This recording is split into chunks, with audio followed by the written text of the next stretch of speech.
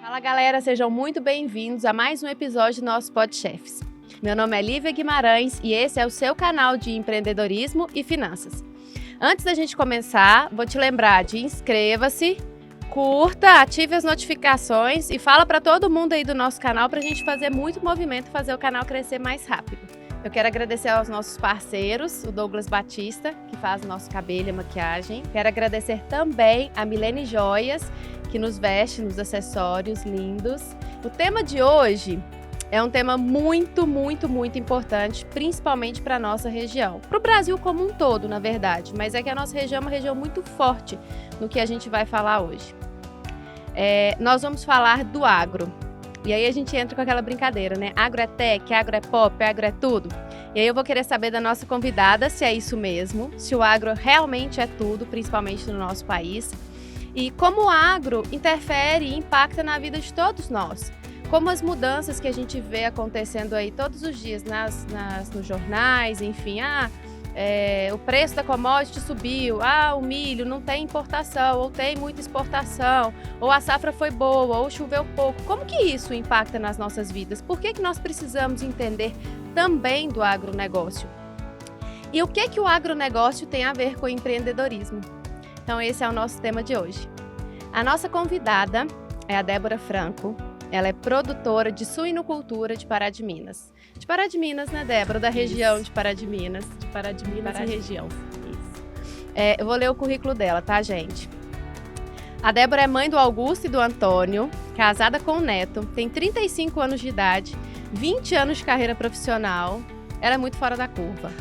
Graduada em Administração de Empresas, MBA Internacional na Suíça em Gestão de Projetos, extensão de carreira na Flórida em Gestão de Negócios, está cursando atualmente MBA em Finanças Corporativas. Isso. E é diretora de negócios da SB Agro. Seja bem-vinda, Débora. Muito obrigada, Lívia. Muito bem-vinda. Fiquei muito feliz de você ter aceito o nosso convite. Fiquei muito honrada também. É um prazer estar aqui hoje, nessa tarde, conversando com você. Trocando um pouco mais de informações. Isso. Agradeço muito mesmo o convite. Imagina, viu? Eu estou honrada. A gente fala um pouquinho desse tema, que ele é tão castigado, de repente, né? A gente pode dizer isso, né? Muito. Porque as pessoas crucificam tanto o agro, mas não entendem a importância dele para as nossas vidas.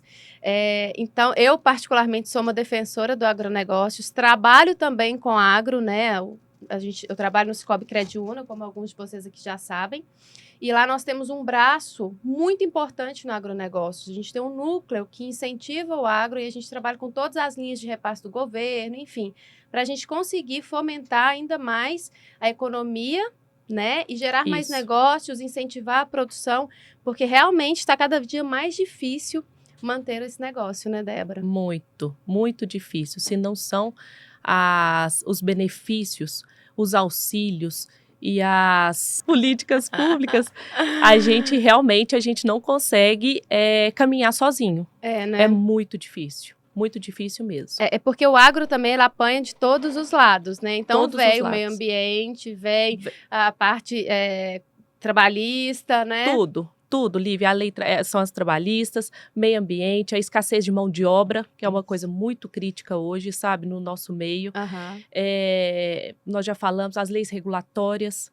Então, assim, é um universo muito grande de emaranhados assim, que a gente tem que desvencilhar isso o tempo todo para a gente conseguir ter sucesso no nosso negócio. Né? E como em outras áreas aqui, principalmente no Brasil, se não for profissional, não dá conta, né? Não, eu falo que empreendedor, exatamente, empreendedor hoje que não for profissional, que não buscar conhecimento, que não buscar tecnologia, não fica não, né? Não fica, e no agro não fica. No agro não é diferente, a gente tem que buscar o tempo todo, inovar, buscar cursos, se qualificar mesmo, ir para fora, sabe? Sendo que aqui no nosso país a gente tem muita oportunidade, a tecnologia aqui é de ponta, sabe? Mas é bom também a gente conhecer o que tem lá fora, né? O que tem de novo. Mas o nosso país é referência, sim, em tecnologia na área aí do agro. É legal, né? Esses dias eu estava num cliente meu, gente, um trator que ele comercializa, sério, parecia uma nave espacial. Eu nunca vi um negócio tão confortável, porque na minha época, quando meu avô tinha roça, era aquele tratorzão lá que a gente andava nas rodas, em cima da roda tinha aquele negócio de parar barro, né? É de isso, né? sentar em cima. A gente, todo mundo andava era ali. Hoje não, tem ar-condicionado. Não, hoje tem trator que é movido no controle remoto, né? O cara de dentro do escritório vai movendo o trator, faz colheitas enormes. Hoje a coisa é bem avançada mesmo. Mas vamos começar do começo? Vamos lá. Como que o agro começou na sua família? Que hoje a Débora, ela trabalha num negócio que é um negócio familiar, então ela não foi você que deu esse pontapé, né, para iniciar, mas foi você que deu o pontapé para fazer a virada de chave de crescimento e tudo, ela vai contar isso daqui a pouquinho também. Mas como que vocês começaram com agronegócios? Meus pais começaram há 30 anos atrás, eles foram os precursores de tudo. Começaram na suinocultura, com uma granjinha bem pequena, em Pará de Minas, uma granja de 30 matrizes, que era uma coisa bem pequenininha mesmo. E naquela, né, batalha de sempre, naquele ciclo de altos e baixos, naquela dificuldade, e conseguiram criar os 3 filhos, e eu falo que hoje muito bem, sou muito, muito grata a eles, eles são, né, esteio, né? Meu esteio, minha base para tudo. E eles criaram a gente com isso. E foram crescendo, mas num ritmo mais lento, porque eram só os 2. E tentando, né, conseguir as coisas, aos poucos, criando, pagando escola. E depois veio a faculdade. Mas aos poucos romperam, foram crescendo e chegaram aí a 230 matrizes. Foi em 2017 que eu voltei para Pará de Minas, eu estava morando em Brasília, voltei para Pará de Minas para ter meu primeiro filho, que foi o Augusto, né? E aí surgiu a oportunidade, eu sentei com eles e meu pai falou assim, Débora, é a hora de vocês assumirem isso daqui. O Cadu, meu irmão mais novo, já estava envolvido no negócio. E meu pai falou, é a hora de vocês, sabe? Isso daqui, eu sou a mãe, já, sabe? A gente já não quer mais ficar tão envolvido, desgastando tanto no negócio, então é a hora de vocês assumirem. E aí foi quando eu falei, gente, será, hein? O que eu faço? Porque você já trabalhava, você já tinha trabalhado em setor privado. Trabalhei em setor privado, trabalhei em setor público quando eu fui para Brasília. Vou ter que beber uma água. Vou beber um gin. E foi aí que eu falei assim, gente, é a hora. Só que eu falei muito com meu pai, sabe? Eu falei assim, pai, o que a gente tem hoje, a gente precisa crescer. Porque, assim, eu tenho uma família também. Hoje eu tô super estabilizada, eu tava super estabilizada em Brasília, né? Com uma carreira já bacana e tal. Eu falei, nós precisamos de crescer. A gente não pode ficar só do jeito que a gente tá. Ele falou, então, vambora, o que tem que fazer? Aí, sentei, montei um projeto com ele, com a minha mãe, desenhei, com o Cadu, sentamos, desenhamos, vamos dobrar. Vamos passar, na verdade até foi mais um pouco, nós saímos de 230 matrizes para 500 matrizes em 2 anos.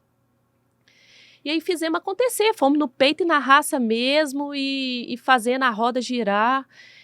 E quando foi em 2020, eu falei, pai, nós não podemos parar aqui, nós temos que crescer.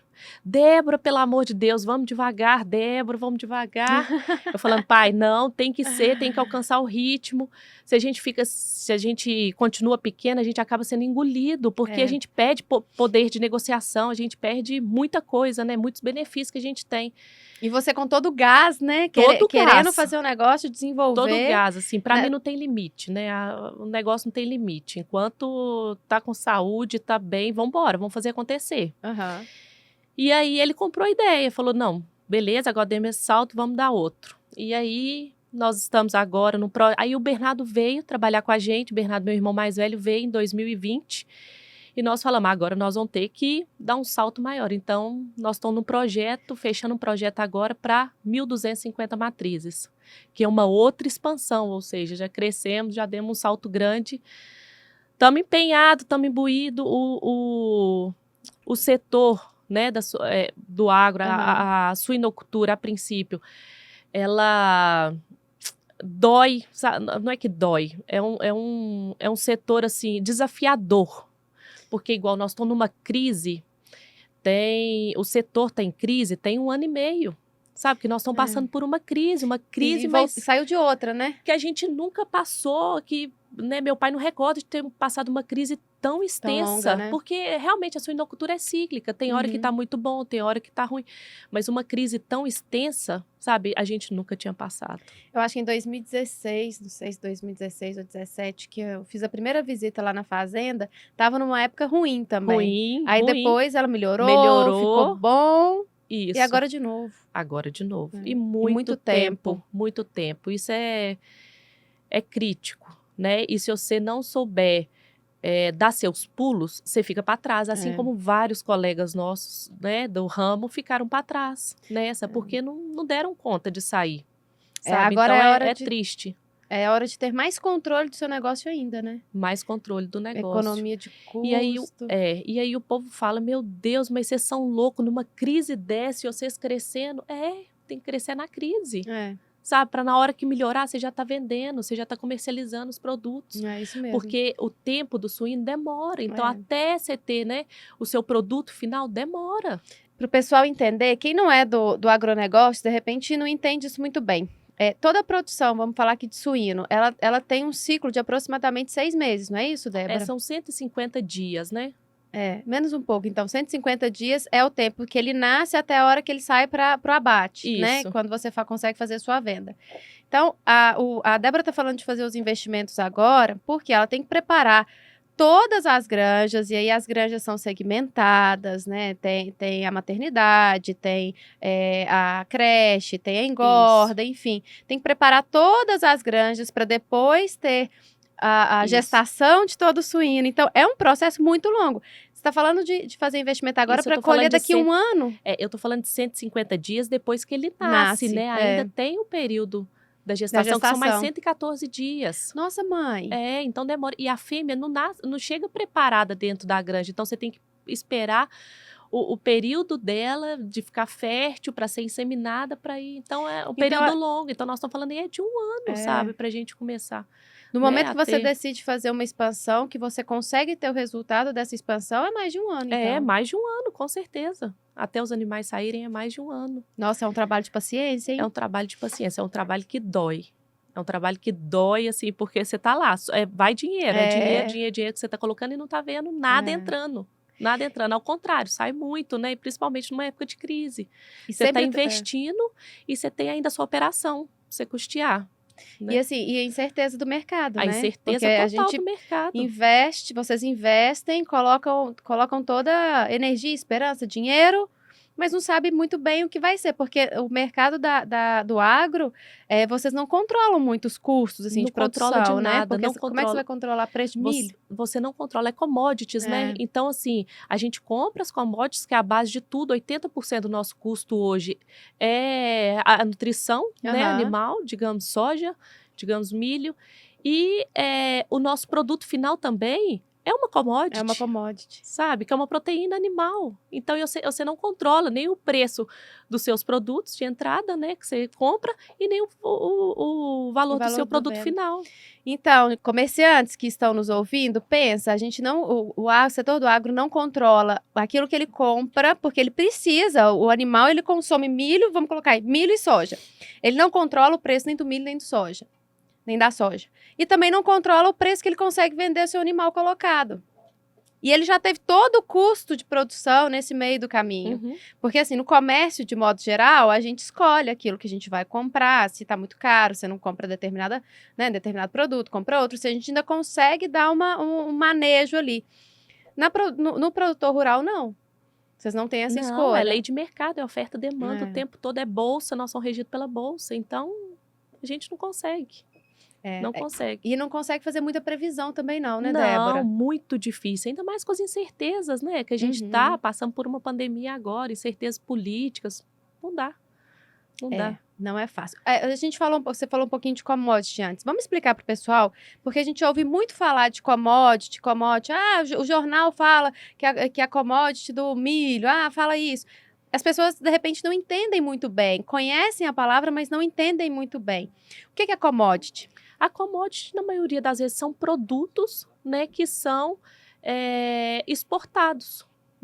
né, que a gente trabalha internamente, que a gente precisa no nosso negócio e que são exportados. Grãos, proteína suína, mandioca, até, né, produtos, até são produtos básicos, são produtos base, né, base, que são exportados, que participam, que estão o tempo todo aí no nosso mercado, estão em bolsa de valores e que a gente não controla o valor. É tudo regido pelo mercado, é oferta e demanda o tempo todo. Então, vai depender muito da exportação e da importação desses produtos, assim. Como que vai funcionar, como é que tá o dólar. Então, tudo impacta, né, diretamente nesses valores. A gente pensa assim, commodity é aquele produto que que o produtor, né, para quem produz ou quem vende ele, não consegue controlar o preço. Não porque é o consegue mercado controlar. que É dita, regido pelo né? mercado, isso. É regido pelo mercado, isso mesmo. Ótimo. E por que esses aumentos dos preços das commodities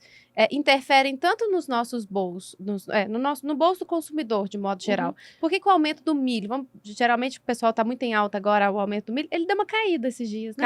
Caiu um pouco, mas não caiu tanto. Né? O que a gente faz também? O que a gente utiliza bastante? A gente utiliza, a gente tenta ao máximo reduzir o custo. Não dá para a gente, né, diminuir o custo porque os animais precisam de comer. Mas o que a gente pode fazer? A gente pode trocar, por exemplo, o milho pelo sorgo.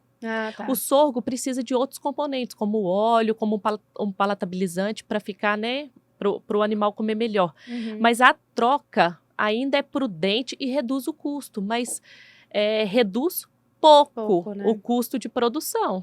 Perto do montante que a gente tem dos 80% de custo, é muito pouco, mas a gente tem grande, né? A gente tem que trabalhar ao máximo. Onde que a gente consegue diminuir para a gente ter menos prejuízo nesse momento, né? Nesse momento crítico é menos prejuízo. Então, o que a gente consegue trocar? Então, você sai de um milho para ir para um sorgo. Entendi. Sabe? Que é uma opção. Tem muitas pessoas que usam subproduto. Nesse caso, a gente já não utiliza, que a gente não vê tanto benefício em conversão alimentar do animal. Então, não compensa tanto. Mas o sorgo, por exemplo, é uma alternativa interessante. Sabe? Que a gente tem que pensar. Conversão, a Débora falou que agora é quando a gente considera o ganho, no caso dela, né? No caso dele, que eu digo, da suinocultura, o ganho do peso do animal. Aquilo que ele come, converte naquilo que ele ganha de peso, porque o animal ele é vendido por peso, certo? Por peso, isso mesmo. É o peso. Então, quanto mais ele consegue converter aquilo no ganho de peso, melhor. Não adianta a gente tá dando um subproduto para ele, que ele vai consumir e ele não vai ganhar peso. E o tempo, né? Então, muitas pessoas não colocam isso na ponta do lápis. Entendi. Você está reduzindo ali um custo drasticamente, mas beleza, e o prazo para você ter a saída desse animal? Né? E por que a suinocultura está nessa crise do setor há tanto tempo? O que está acontecendo? É uma crise que a gente não compreende até agora, porque a gente já passou por crise onde o animal não saía da granja. Então, assim, você não tinha procura por animais. Nesse tempo todo de crise, ninguém ficou com o animal dentro da granja. Ninguém. E a exportação está aumentando, né? Está aumentando a exportação de suínos. Então, assim, ninguém ficou com o animal retido dentro de granja. Então, assim, é uma loucura, sabe? Ninguém entende. Olha, oferta e demanda, beleza, mas se eu não tivesse tendo tanta demanda, sabe? Meus animais estariam retidos dentro da granja. A oferta estaria bem maior. A oferta de animais estaria bem maior. Então, assim, é uma loucura o que a gente está passando, sabe? A gente tenta compreender a todo momento. Teve, sim, um aumento muito grande na produção de animais nos últimos tempos, sabe? Um aumento no plantel. Mas não justifica, né? Não justifica, não tem animal retido. A China parou de comercializar um pouco do produto brasileiro, né? Diminuiu demais, porque ela conseguiu reestruturar seu plantel muito rápido. Né? Eles passaram por uma crise, tiveram a peste lá, que acabou com grande parte do plantel deles, mas eles rapidinho eles resolveram o problema. Igual a gente aqui no Brasil, né? Mais ou menos. Muito rápido a gente resolve as coisas. Mais ou menos, mas assim, a gente não pode... A gente fala muito também do Brasil, mas, Lívia, nós somos referência. Não é? Sabe, nós somos referência. O Brasil é referência em agronegócio.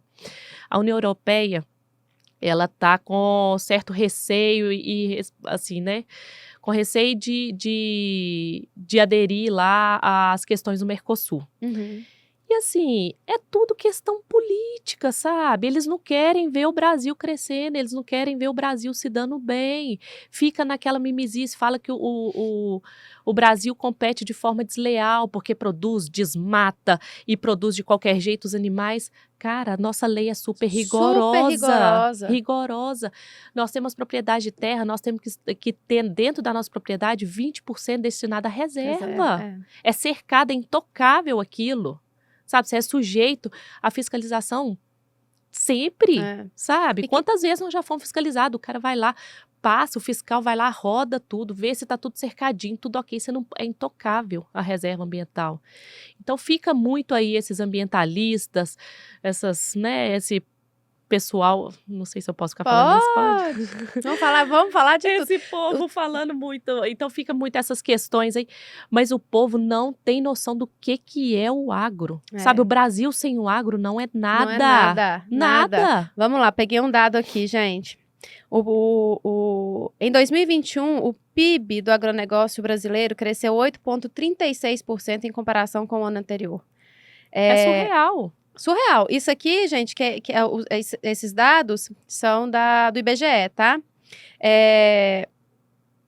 O segmento alcançou a participação de 27,4% do PIB, o maior desde 2004. Pronto, tá aí a resposta. Agora, você imagina se a gente não tivesse o agronegócios. Como que ia ser nosso país? Como que ia ser?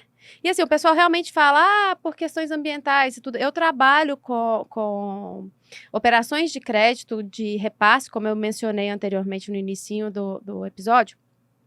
E essas operações de repasse possuem uma regularização, assim, de documentação, enfim, tão grande, mas tão grande, que não, se o produtor rural ele não tiver todo muito certo com todos os órgãos, ele não consegue operações de crédito, ele não consegue se manter no mercado. Porque como que ele vai fazer com um recurso que não é subsidiado? Parte da operação, ela tem que ser mantida com recurso subsidiado, sim, né? Para viabilizar o negócio, enfim. Se o produtor não tiver com isso tudo certinho, e aí as licenças ambientais, né?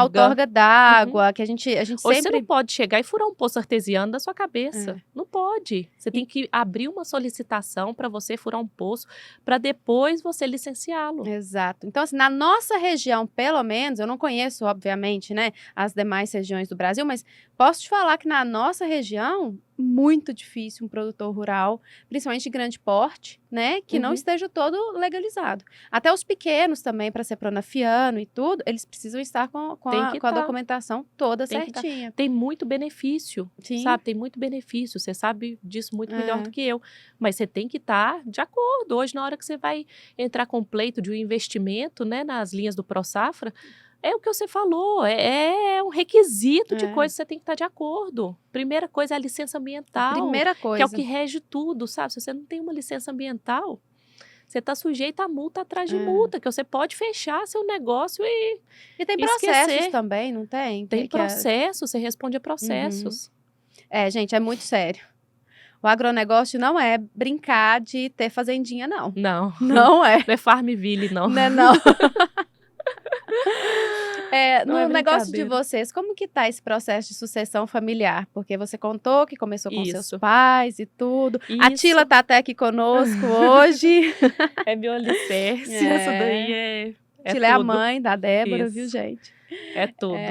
E assim, um conhecimento fora do comum, né? Ela é minha tutora. Como que tá esse processo hoje então, na empresa de vocês? Aí é o que eu comentei, né? Eu e meus irmãos estamos à frente do negócio hoje. Eu, Bernardo e o Carlos Eduardo, que é o Cadu. E agora nós estamos fazendo a sucessão. Eu não sei se você lembra, Lívia, mas quando eu entrei, que a gente abriu conta, né, em uma instituição que você trabalhava, meu pai tinha muita resistência com o negócio de internet. E não, Débora, não, nós não vamos pagar a conta pela internet, não. A gente ia todo dia pro banco com aquele, né, calhamaço de boleto com o cheque. E aí tem coisas que vêm para o bem. Veio a pandemia. Como que ele ia pro banco? Ele mudou pra fazenda. Ele ficou o quê? Um ano lá, né? Tá lá até hoje, não quer voltar. Mas ele tá certo. E aí eu falei, pai, precisamos de pagar pelo celular. Então, assim, é uma quebra de paradigma todos os dias, sabe? É uma evolução a cada dia, né? E eu falo assim que é muito prazeroso trabalhar com família, mas ao mesmo tempo a gente tem que ter muito cuidado na relação, sabe? Pra não misturar, né? Para não misturar. Porque não é fácil. É pai, mãe e irmão, sabe? Chega no final de semana, nós estamos todo mundo ali junto.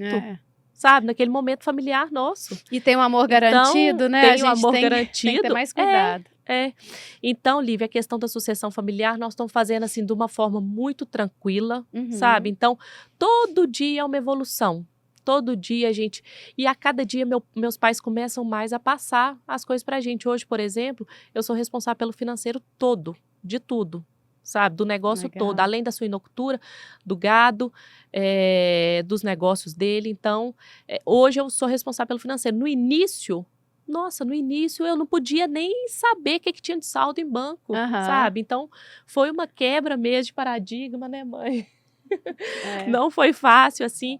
E uma evolução. O processo de sucessão tem que ser isso, tem que ser uma evolução, sabe? Uma evolução tranquila, para não ficar aquela coisa desgastante. Então, eu respeitei o momento dele, que não é fácil também, né? A minha mãe já é mais tranquila, já é mais aberta, mas a gente tem que respeitar o momento dele, porque ele que teve à frente do negócio a vida toda, ele e a minha mãe. E a gente chegar 3 filhos querendo assumir tudo, querendo, sabe, responder por tudo, é difícil. É difícil. Né? É difícil, por mais que tem toda a confiança e tal, mas é difícil. Como é que você vai entregar um negócio seu assim? Você ficou 30 anos trabalhando nele, né?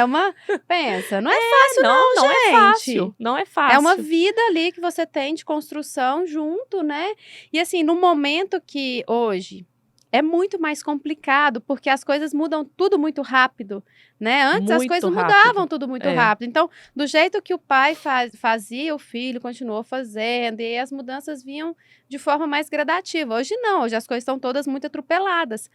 Então, vocês chegam com uma cabeça diferente da dele, né? Já entendendo também que esse processo de mudança, ele é muito rápido. Seu pai é uma cabeça muito aberta, né? Isso. Posso falar, porque eu conheço. E evoluiu assim, e ele com certeza ele abraçou a causa, sabe? Ele ama hoje que a gente está à frente dos negócios. Ele e minha mãe apoiam a gente completamente.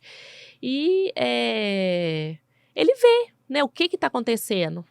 Sabe? O salto que o negócio deu.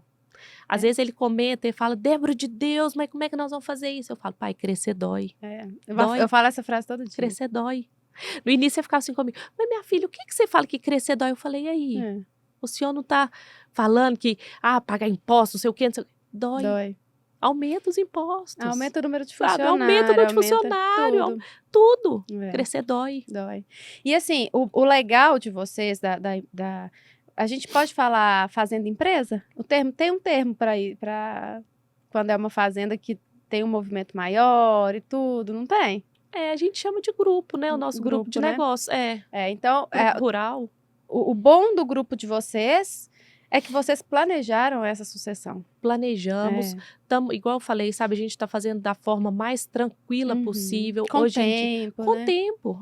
Hoje em dia o Bernardo cuida de uma granja, da granja em Pará de Minas, o Cadu cuida da granja de Conceição do Pará, e eu fico mais nessa parte toda administrativa, financeiro, RH, meio ambiente, jurídico, então eu fico mais nessa parte, e os dois trabalhando na operação das 2 granjas. Então, é uma coisa super bacana, a gente tem reuniões mensais, sabe, onde a gente senta todo mundo o dia inteiro para a gente apresentar resultados, apresentar as metas, ajustar os ponteiros. Então, as coisas vão caminhando. E eu acho que cada dia está mais suave essa questão da sucessão. Meu pai cada vez mais deixando a gente conduzir o negócio. Maravilha. Olha, empreendedor, você que ainda não pensou nisso, né? Você que já tem muito tempo de negócio, ainda não pensou na sucessão familiar, ou enfim, né? Que cada caso é um caso, mas comece a avaliar. Muito melhor fazer um processo de sucessão, como a Débora tem feito com a família dela, planejada, tranquila, com calma, com tempo, do que fazer um processo de sucessão do dia para a noite, onde ninguém sabe nada, né? o que tem que fazer.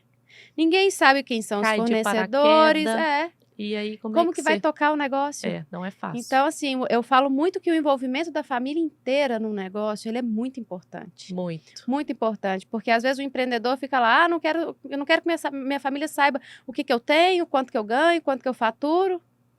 Por quê? Se todo mundo está fazendo pelo mesmo objetivo, está todo mundo trabalhando pelo mesmo objetivo, que é o patrimônio da família, né? Que é a realização de sonhos da família. Eu acho que as pessoas precisam começar a conversar mais sobre dinheiro, sobre negócio, sabe? Sobre o desenvolvimento dentro dos seus núcleos familiares. Concordo. Dividir sonhos, dividir dificuldades. Às vezes o empreendedor está passando por uma situação super complicada na empresa e a esposa não sabe. Como que vai ajudar? Né? Então, assim, uma dica aí para vocês que são empreendedores, né? Já começar a pensar nisso e abrir também para o seu núcleo familiar. Vou só lembrando um pouquinho, que eu falei que eu ia... Me prometi que eu ia lembrar de falar isso no meio do episódio. Não se esqueçam de inscrever em nosso canal, curtir os nossos episódios, comentar, ativar as notificações e enviar o nosso canal para todas as pessoas que você conhece, que você sabe que essa informação vai ser importante, que a gente vai incentivar, que a gente vai inspirar, que a gente vai, né, trazer conhecimento para que os negócios prosperem cada vez mais. Voltamos, Débora. Vamos lá. Uma coisa importante que eu queria saber. Você, por ser mulher, você sente alguma dificuldade na lida dos negócios? Você sente algum preconceito? Tem. Sério? Hoje em dia, nós não temos tantas mulheres, pelo menos na nossa região, né? Muito difícil. Nós não temos tantas mulheres envolvidas. Tem sim, tem preconceito, tem dificuldade. Mas assim, Lívia, de verdade, o que eu penso? Como forma da gente praticar essa questão, é mostrando resultado, sabe? Eu não sou daquelas feminista, sofrida e tal. Cara, não, é tudo igual, vamos correr atrás, vamos dar resultado. Sabe? É só assim que você consegue... Se posicionar, né? Se posicionar. Então, não tem essa de dar uma de coitada, de frágil, de não sei o que tem. Não. Preconceito? Tem. Sabe? Dificuldade, barreira por ser mulher? Tem. Muita. Mas, assim, a forma de mostrar isso é dando resultado. Eu concordo. É isso. Então, concordo. Assim, o resultado já diz tudo. Já diz por você. Né? E aqui, tem eventos, né, para mulheres do agro aqui no Brasil, né? Tem uma coisa super bacana também que eu queria compartilhar. No auge da crise, eu movimentei um grupo junto com mais 2 colegas suinocultores, 2 jovens suinocultores. E aí, nós conseguimos reunir 50 suinocultores para a gente... dentro do Sindicato Rural de Parajiminas, para a gente pensar alguma alternativa, o que a gente poderia fazer naquele momento de crise extrema, sabe? A gente pensando junto é muito melhor, sabe? A gente Então, nós conseguimos colocar 50 suinocultores numa sala, debatemos assim, durante umas 3 horas, saímos com um plano de ação. Foi super bacana, super proveitoso. Levamos para a Associação Mineira, que levou para a Brasileira, sabe? Algumas ações. Então, foi uma ação super legal, sabe? E aí, o que aconteceu? Nós 3 viemos discutindo muito depois, conversando muito, nós criamos um grupo onde a gente discutia muito sobre o negócio, sobre o setor, como é que estava, sobre as vendas. E a gente reunia à noite, ficava às vezes até 10 horas da noite. Como é que foram suas vendas? Olha, que legal! Foi super bacana. E aí, o que nós decidimos? Gente, na nossa região, nós não temos uma associação. Todas as regiões têm. Então, a região de Ponte Nova tem, a região de Patos de Minas, que são outros polos da suinocultura, tem associações. E aqui, na nossa região, que é um polo também, né, de suinocultura, a gente não tem uma associação. Cara, nós precisamos de criar uma associação para a gente criar força, ter né? mais força e representatividade do nosso negócio. Então, nós começamos a movimentar, a discutir, a SENG disponibilizou um consultor para a gente, e aí nós criamos essa associação. Sabe, já está indo para registro agora e na semana que vem, dia 15, vai ser o lançamento dessa associação, junto com a festa do frango e do suíno. Vai ser um dia do suinocultor que nós estamos programando para a gente lançar essa associação. Então, assim, é uma coisa muito bacana que vai dar voz aos suinocultores da nossa região, né? E unir essa turma mesmo, mostrar que a gente tem representatividade, sabe? Mostrar que que juntos nós podemos ser mais fortes. Né? O agro tem isso de muito legal, que é essa união das classes, né? A gente, de repente, não vê isso tanto em outros segmentos, mas no agro eu vejo que isso é muito legal. Os sindicatos, enfim, sempre tem as associações também, né? Isso. E aí tem a associação, eu conheço algumas, mas a de avicultura, né? Outros ramos de atividade já tem, não sei, nas regiões, enfim. Mas essa união engrandece muito o setor. Engrandece, com certeza. Muito. Com certeza, né? Muito importante. Então, é uma coisa aí que... Tá de parabéns, Débora, vai pela entrar aí iniciativa. com força total e nós temos certeza que vai agregar muito para todos os produtores. Muito. Ótimo. Vai ter muito treinamento, muitas parcerias. Vem muita coisa boa aí, eu tenho certeza. Que legal. Olha, gente, progresso para nossa região. Isso aí. Fico muito feliz. Só voltando um pouquinho que a gente falou das mulheres, o IBGE mostrou que a cada 10 líderes do campo, 2 são mulheres. Não tem, é muito pouco. Cara, é muito pouco. É muito pouco. Essa é uma pesquisa mais antiga, né? Eles, no site que a gente pesquisou aqui, eles falaram que vão refazer essa pesquisa em 2022 e acredita que essa expectativa tenha aumentado. Pouco. Mas você sabe, né? Pouco, com certeza. Agora, você sabe uma curiosidade que eu achei? A faixa etária predominante está entre 45 e 54 anos. E 60% das mulheres têm formação de nível superior. Porque assim, às vezes a gente acha assim, não, então pegou só o grupo de agricultura familiar e tal. Não é. Não, é. O povo tá se especializando, muito, né? Gente, o agro é tudo de bom. Tudo. Não é à toa da propaganda, né, que a gente conhece, né? E é mesmo. Como que as políticas... Agora, pessoal, a gente está numa época que a gente tem comentado muito de política, né? Das ações... O agro não é fascista, Lívia. Não é fascista, pessoal. Isso não tem nada de fascista. Se a gente for procurar saber o significado real de fascismo, tá longe, sabe? O agro tá longe de ser fascista. Então, assim, são falas, né, bem desconectas que a gente tem aí nesse ano eleitoral e que a gente fica surpreso, né, com o nível dos candidatos. Assim, é triste. É triste, a nossa situação é triste. Não tá Falar fácil, que o agro é fascista? Poxa, o agro que leva aí o Brasil nas costas, frente, né? Que leva o Brasil para as costas, tá provado. E outra coisa, gente, agro realmente é tudo, mas vamos falar de um princípio básico? Alimentação. Alimentação. Alimentação.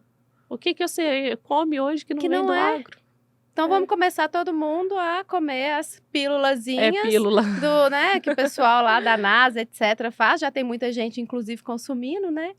Mas, gente, não tem como negar, né? E como que essas políticas públicas interferem no agronegócio, nesse setor que é tão importante para o nosso país? Então, quando fala em política... É difícil, né? Difícil. Principalmente agora. É difícil. Igual eu estava comentando com você a questão da União Europeia, né? Que não quer fechar o acordo no Mercosul. É complicado, sabe? Porque você vê que os países, eles só querem... Você vê um Macron. Macron vai em todas as redes para falar sobre o Brasil. Mas quem que é a França para falar do Brasil? Sabe? Quem que é? O que eles produzem? Hoje a França tem que dar subsídio de todo jeito para os seus agropecuaristas, né, para o pessoal do agro, para eles tentarem ter algum nível de concorrência com a gente, porque hoje o clima deles não favorece. Eles não têm terreno, não tem lugar, não tem território, sabe? Então eles não conseguem concorrer com a gente. E aí nós somos os errados. Nós somos os errados. Vai um Macron aí para a rede como se a gente fosse os maiores criminosos do mundo. Sabe, o presidente é um criminoso que está acabando com a Amazônia. Não tá, gente. Ele não está acabando com a Amazônia. Tem toda a reserva. Sabe, onde pode usar, tem que usar. Tem que fazer acontecer. Sabe, o nosso negócio é esse. Né, fazer a economia girar, nós temos que fazer, senão a gente vai ficar parado e ficar na mão dos outros, dependendo de comida do exterior. Como que a gente depende de comida do exterior? Não tem como. Vamos comprar comida em dólar? Sabe, vamos comprar comida em dólar? Não dá. Então, a gente tem que saber separar essas questões, né, muito bem. E a política interna, você sabe que tem muito incentivo para os produtores. Sim. Muito incentivo. Então, assim, a gente tem um plano safra que esse ano foram bilhões e bilhões, né, destinados ao plano safra, que ajuda desde do pequenino mesmo, aquele que planta no quintal da sua casa, até o grande produtor. E Então, nós assim, temos... é bom ressaltar aqui da questão do plano safra, porque não é todo o dinheiro do mundo para um único produtor, não, gente. Não, tem para todos. E assim, o pequeno produtor, ele tem, de acordo com a movimentação dele, ele tem um teto que ele pode pegar. O médio produtor, ele tem um limite máximo que ele pode pegar. E o grande produtor também tem um limite máximo que ele pode pegar por plano safra. E se vocês pesquisarem, não vou ficar falando de números, enfim... Embora trabalhe com isso o dia inteiro, né? Mas se vocês pesquisarem no manual do Plano Safra do Banco Central, né? O manual do produtor rural, do crédito rural, na verdade, que tinha me fugido aqui. O manual do crédito rural, vocês vão entender quais são esses limites. E assim, não é tanto dinheiro, não. Não é muito dinheiro na mão de uma pessoa, igual as pessoas ficam pensando. Ah, coloca lá 20 milhões... 30 milhões, 50 milhões, não é, gente, é longe disso. Se você tiver curiosidade, por favor, entre e olhe. Isso né? mesmo. Isso que mesmo. é tudo com muita regra, muito critério. Se pega numa instituição financeira, não consegue pegar em outra instituição financeira, Isso. né? E sem esses incentivos, CPF, né? como é que Ou vocês CNPJ. manteriam? Não mantém. Ainda mais uma crise dessa, Lívia, que a gente passa. Sabe, como é que você tem um capital de giro, a não ser que você desfaça de outro negócio. Sabe, que às vezes é um negócio muito mais rentável, então você tem que avaliar, né? Se você tem outro negócio, meu pai tem outros negócios fora, mas aí o tempo todo você tem que avaliar assim, eu vou tirar daqui, colocar aqui, ou compensa eu ir para um banco pegar um capital de giro, pegar uma linha de investimento, né? Então o tempo todo você tem que colocar isso na balança, porque se você não colocar, você vai começar a desfazer de bens, né? Você vai começar a entrar num loop de dívidas, porque não fecha a conta no final do mês, igual eu te falei, que a gente, né, ainda estamos passando ainda por uma crise, não fecha a conta no final do mês. Então, se você não procurar recursos, não dá, né? Não dá.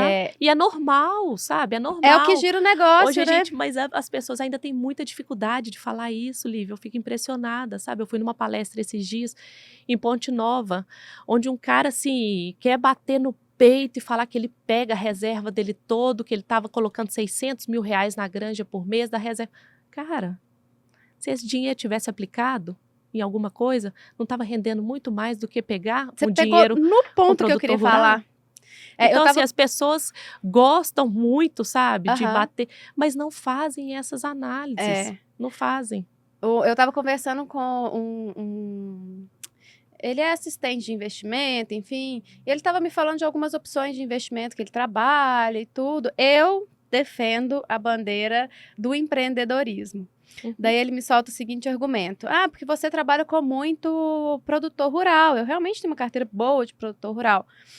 Por que esses produtores rurais, então, não vendem as fazendas, que valem milhões, as fazendas? Realmente, tem muito dinheiro investido lá, gente, vocês não têm noção. Uma fazenda pequena, ela realmente vale muito dinheiro, porque tem muito dinheiro investido.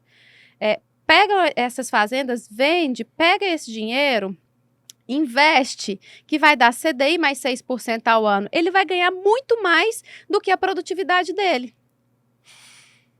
Assim, se a gente for avaliar, de fato, errado ele não tá. Porque o produtor rural realmente ganha mais.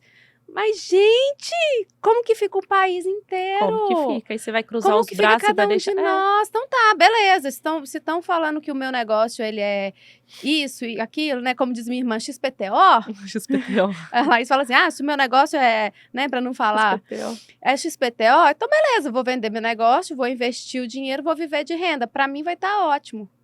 Mas eu acho assim...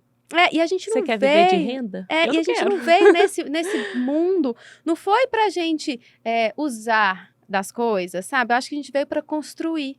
Eu também penso muito assim, sabe? É muito perfil, né? Que eu acho que a gente tem um perfil bem parecido, assim, que a gente quer ver as coisas crescerem, acontecendo, sabe? Igual quando eu comecei lá em 2017, que eu falei, olha, pai, desse tamanho pra mim não dá. Se a gente não crescer, não... Para mim não serve, É como isso se diz, né? aí. Você continua aí com o seu negócio que eu vou. E também não faz sentido, né? Se eu tenho a oportunidade ali, para que eu vou trabalhar para os outros? É. Sabe? Para que eu vou crescer, né? Trabalhar para as pessoas e tal. E outra coisa que eu acho importante também, Débora, olha o tanto de oportunidade, a gente tá falando do que produz, tá? A gente produz, vocês, né? Quando eu falo a gente, é porque eu me envolvo aqui, Claro. né? Mas vocês produzem quantos suínos que saem mais ou menos dia, para o pessoal ter uma noção? Você pode Não, falar não é de números? dia, né? Mais ou menos por semana que a Semana? gente faz o cálculo, Uhum. que dão 500 animais por semana. Então, olha, fora a produção de 500 animais por semana, que é o que Hoje você 500, tem mas na nós sua estamos, mesa, né, dobrando aí daqui uns dias 1000. Então, mil que é o que animais eu saindo. tenho na minha mesa, né? Cada um que está nos ouvindo e nos assistindo agora, dependendo da plataforma, tá ouvindo ou assistindo, tá aí nas mesas de vocês, a gente adora um pernil, né? Um lombo, uma lombo. costelinha. Então, sai dessa produtividade de fazendas como a sua. Mas fora isso, a gente tem uma geração de emprego fantástica, né? Isso. Porque o agro emprega um número significativo aqui, principalmente aqui no Brasil, né? Ele tem uma força muito grande. Geração de renda para essas famílias também, fora os outros negócios que puxa, né? Que não é só o suíno ali na ponta. Então, assim, voltando um pouquinho, emprego, como que tá a questão Da mão de obra. empregabilidade no campo? Lívia, vaga tem toda hora. Toda hora. O campo precisa, e isso é uma coisa que a gente vem discutindo em todos os grupos que a gente tá. Todo mundo tem muita vaga em aberto, mas as pessoas Não querem. não querem trabalhar. Sabe, é muito difícil. A mão de obra especializada, então, nossa, nem se fala. É a coisa né? mais difícil hoje. É muito difícil mesmo você conseguir mão de obra especializada no setor. As pessoas não estão querendo. Não estão Ai, querendo. gente, que dó, né? É triste. E como que é assim hoje, quando você tem uma vaga em aberto, quais são os benefícios que vocês oferecem? Então, além do salário, normalmente a gente tem casa, não são para todas as vagas, mas a gente tem moradia. Então, a moradia a pessoa não paga aluguel, não tem luz, não tem água, leite, né, que a gente dá. E é isso, salário. O que produz lá, Então, se ele é um quiser... salário bom, Aham. sabe? Porque eu vejo assim que hoje é um salário diferenciado do que a gente tem na cidade. né? Dos cargos que a gente tem na cidade, então é um salário diferenciado. E se a pessoa não tem, se não tem moradia para a pessoa, a gente paga o transporte, a gente tem um transporte para levar a pessoa para Grande e deixá-la na sua casa depois. Então, assim, Tem toda uma economia, né? Quando trabalha também no campo, porque se uma pessoa, por exemplo, que não tem uma residência, enfim, ou que paga, ou que às vezes tem as parcelas de financiamento da casa, tem lá água, luz, telefone, o quanto que não é aluguel. isso hoje, Pois né? olha, com os preços que tudo tá hoje, quanto que isso impacta, né, na vida financeira de uma família? Quando tá no Isso. campo, você já tá isento de E é uma série triste, de sabe? coisas. Que às vezes as pessoas não fazem conta, às vezes as pessoas saem para outro ou deixam, né, de trabalhar por causa de R$ 600, vai para outra granja por causa de R$ 100 e não faz uma conta, assim, do que, sabe? Do custo que ela aquilo vai ter a mais, né? do custo que ela vai ter a mais. Então, é triste a realidade, né? Mas é isso que a gente passa no dia a dia. E vocês já E tentaram, aí, o assim, que a trazer gente de fora? faz? O que a gente busca hoje? Hoje nós estamos com um time muito bacana nas duas granjas. É reter esses talentos. Então, a gente investe o máximo que a gente consegue nessa turma que está com a gente, sabe? Então, a gente está trabalhando muito pesado com comissionamento, premiações, treinamento, capacitação para essas pessoas, sabe? Salário diferenciado do mercado, é isso que a gente quer. A gente quer trabalhar com essas pessoas, com esse time. Então, a gente quer reter esses talentos. Então, a gente está buscando um diferencial. Assim, como que a gente pode reter esse pessoal aqui dentro? Então, nós estamos buscando alternativas. E que está dando certo, está dando resultado. Ótimo. Pessoas são tudo, né, Lívia, dentro da granja. Eu falo que em qualquer de um empresa, negócio. Se não são as pessoas, é só parede, né? Parede e concreto então, a gente tem ali, que investir enfim, nisso, são nossos maiores bens. Hoje são as pessoas que trabalham com a gente. Muito legal esse pensamento. Vocês já pensaram em trazer pessoal de fora para trabalhar? Já pensamos, mas tem Mas... Nós já pensamos, sim, trazer gente de fora. Nós já tivemos, sim, funcionário do norte de Minas, que veio trabalhar com a gente. Mas hoje a gente está optando mais por esse time mais especialista. Então, a gente está pagando o preço que vale para ter essas pessoas dentro das nossas granjas. Ótimo. Porque a gente, para trazer uma pessoa de fora, às vezes ela não tem experiência, então ela chega cru. Para alguns cargos até que dá, sabe? Para um cargo de lavação, para algum cargo assim mais simples, dá. Mas para os cargos mais estratégicos, a gente prefere ter essas pessoas mais especializadas mesmo no negócio. Até porque vocês trabalham com qualidade, né? Tem que trabalhar, tem que trabalhar. Um erro de inseminação, um erro num parto, um erro na vacinação, é um prejuízo muito grande. Né? São 12, 13 leitõezinhos por parto? Não, por média de porca que tá nascendo hoje, 14,5, 15 animais. 15 animais. Ai, gente, que bonitinho. É bonitinho. Mas cresce tão rápido que fica... E gostoso, né? Carninha de porco é sempre Agora bom. Começa a melhorar também, né? Fim de ano, a tendência... Ano passado foi péssimo. Verdade, no final do ano. Porque a tendência é que o preço aumente, melhore, né? No final de ano, mas ano passado quebrou todas essas verdades que a gente tinha, essas certezas que a gente tinha no passado, tudo isso foi jogado por terra ano passado. Ai, meu Deus, acabou, gente. Não Mas vai melhorar. Vai, isso sabe? mesmo. Nós temos fé, nós estamos dispostos e trabalhando muito, trabalhando firme, já melhorou bastante, sabe? A gente estava tendo R$2,50 no quilo comercializado de prejuízo, R$2,50 no quilo. Nossa, quanto que é isso no final do mês? Hoje não, hoje está tendo aí em torno de 30 centavos, mais ou menos, de prejuízo. Então, já melhorou bastante. A gente tem fé, tem esperança, é cíclico, sabe? Não vai ficar assim sempre. Nenhum negócio fica ruim para sempre, nenhum negócio fica bom para sempre. Então, quando tá nesses dois extremos, a gente precisa colocar atenção. Isso. Né? Quando tá bom demais, a gente também tem que já preparar, já ter mais cautela, porque daqui a pouco pode ser que né, desça. Ai, Débora, obrigada por ter vindo. Passa rápido, né? Que bacana, Lívia. Muito obrigada. Fiquei muito honrada. Nossa. Muito honrada mesmo com o convite.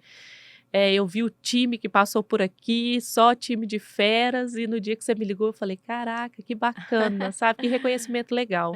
Porque eu vou te falar, se tem uma mulher porreta, é essa Débora, viu?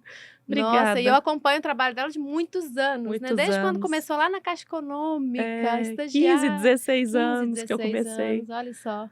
O tempo voa, hein, amiga? Voa. Nossa, nós estamos velhas. Não estamos velhas, não, estamos maduras. Nós estamos na flor da idade, porque a outra opção é pior. Morrer novo é pior. Não, então, de jeito nenhum. Vamos ficando. Vamos trabalhando e vamos construindo aí nossa história, né? Isso mesmo. E conte conosco para o que você precisar. Obrigada. Conte com a gente sempre também. Conte sim.